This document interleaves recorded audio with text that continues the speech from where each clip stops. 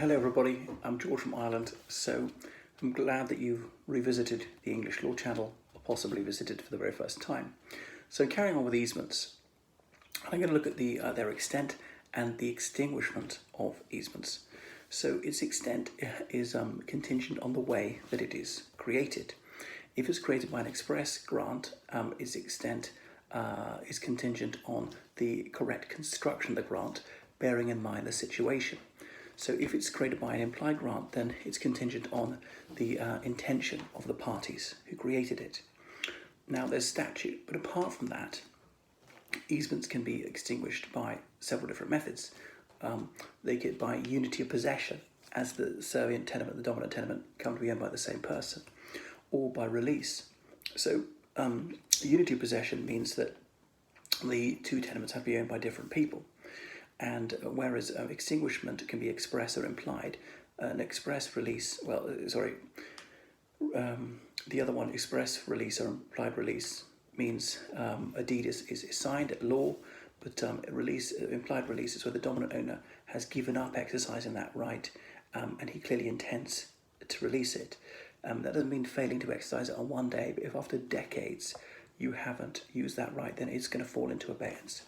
Courts usually presume an intention to abandon an easement if it hasn't been used for over 20 years without any plausible explication. But now we know that a simple explanation is needed for non-use. Any half-decent explanation will suffice. Courts are loath to presume that there's been an abandonment of this easement, and they now realise the dominant owner is probably not going to abandon this property right, which is valuable. It's going to increase the value of his land if he wants to sell it on. Might prove to be very utile later on. In Benn and Harding, 1993, the Court of Appeal said it would not presume an intention to abandon a right-of-way, even though it hadn't been used for 175 years. After the dominant tenement owner said that during that period there had been different means to access the land. It now seems a matter of common sense. An easement will stop existing when it doesn't benefit the dominant land anymore. So there's a test about this one, but it's a very strict one. Huckville and OGN Hotels, 1989. Here, Lord Justice Shale said Lord Justice Slade said the following: in the absence of proof of abandonment, the court will be slow to hold an easement has been extinguished by frustration, unless the evidence clearly shows that because of a change of circumstances since the date of the original grant, there is no practical possibility of ever again benefiting the dominant tenement in the manner contemplated by the grant. Look at Wall and Collins, 2007. There it was found, perhaps oddly, that when leasehold and freehold were merged, it didn't extinguish a right-of-way which attached to the leasehold interest. An easement needs to be pertinent to the dominant tenement, but it doesn't necessarily to any specific interest for the time being. So after the two were merged through leasehold or freehold, the dominant tenement was unchanged, and there was no legal reason why the continued enjoyment of the easements by the occupier should not carry on. The ruling also shows about the creation of easements via Section 26 of the Section 62 of the Law Property Act 1925, and the degree to which rights of way exercised over land which wasn't initially part of the dominant tenement work. So in Kent and Cavanaugh, there was a similar principle, and it was found to have applicability with regard to Wall and Collins. So this is an important case, and a comment by a scholar called Ward, Wall against Collins. There's an article about it, the effect of merger's lease upon appurtenant easements. So let's look at this running with the land aspect of easements. The benefit of an easement passes on to the transferee of the dominant tenement. Since the easement is appurtenant to that piece of land, the burden of the easement can only enforce against the transferee of the servient tenement if certain criteria are satisfied.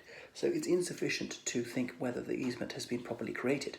The burden will only be binding upon future owners of the servient land if it pertains to running with the land, if it's got that key characteristic. So it's crucial here to realise whether an easement is legal or equitable, because the rules of those two are different. And if you get it wrong about legal or equitable, you're going to get the totally wrong answer. So I'm going to look at the categories one by one. So looking at registered land prior to the Land Registration Act 2002. Remember, the Law of Land Registration Act 1925 has been repealed. But legal benefit of easement automatically pass to an owner or transferee of the dominant tenement, but the burden didn't automatically pass.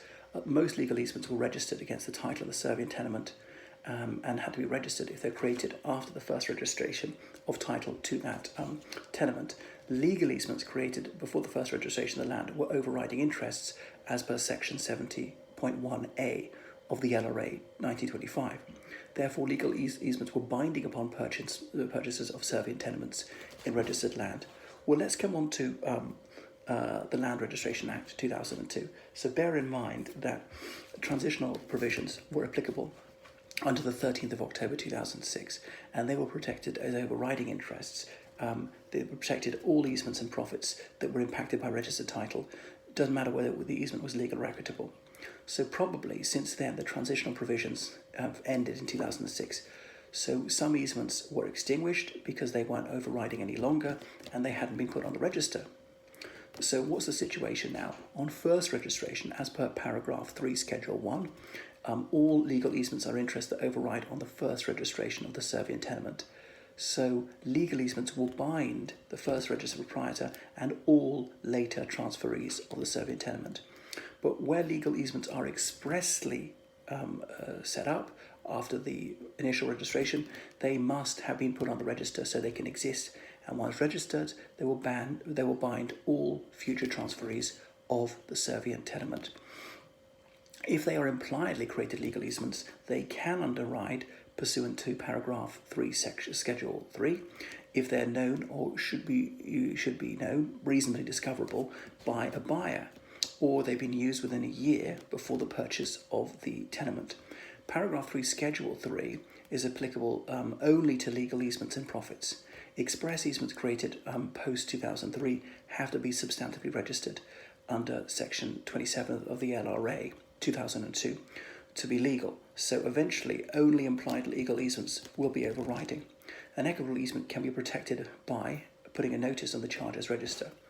Now, it's uncertain if there are any situations where an equitable easement can override a registered disposition as per paragraph 2, schedule 3.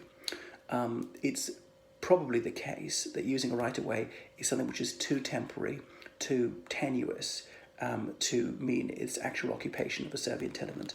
But the Court of Appeal has not given a clear ruling on this one. So what about if we use the servient tenement more frequently, more seriously, connected with an easement of storage or parking? Could that mean actual occupation? That is a moot point as per Chowdhury and Yavuz 2011. So come on to unregistered land. There's benefit and burdened land, and these are the ones that are usually subject to the provisions of the LRA 2002. But you need to be cognizant of the comparable position under the rules about unregistered land. The benefit of the legal and equitable easements will instantly and unconditionally pass to a buyer of a dominant tenement, just as in registered land. So, as the burden, the different rules are applicable according to legal and equitable easements. So going on to legal and equitable easements, the thing is here that the easements will, remember, legal easements bind the whole world. Generally speaking, legal rights bind the world. So they're binding on the purchaser of the servient tenement. But after 1925, equitable easements, apart from those created through proprietary estoppel, have to be registered as a Class D3 land charge under the LCA 1972 if they're to bind a subsequent purchaser for money or money's worth of the servient land. Money's worth might be exchanging land or something else of value instead of paying money. So the Effective Land Registration Act 2002. The enforceability of easements in registered land has been explicated by me a little bit earlier, and there are some points that you really need to absorb. Remember the LRA 2002. Easements created through electronic deed are legal easements, but if they're created by electronic written contracts, they are equitable. So if an electronic conveyancing is operational, expressly created easements are not extant until they're entered electronically on the register of the servient land as per section 93. Therefore, in the end, won't be possible to create legal easements in registered land at all unless you do it electronically. So first registration is effectual so long as the legal easement or profit à prendre as per paragraph 3 schedule 1 of the LRA 2002 is there. It doesn't make any difference if the easement was created formally or by informal grant or indeed by prescription.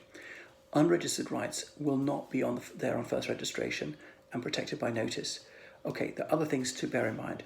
Overriding status cannot be claimed for an easement of profit expressly created at a registered title after the 13th of October 2003 because only legal rights override. The legal status itself is contingent on registration as per section 27.1, paragraph 7, schedule 2 of the LRA 2002.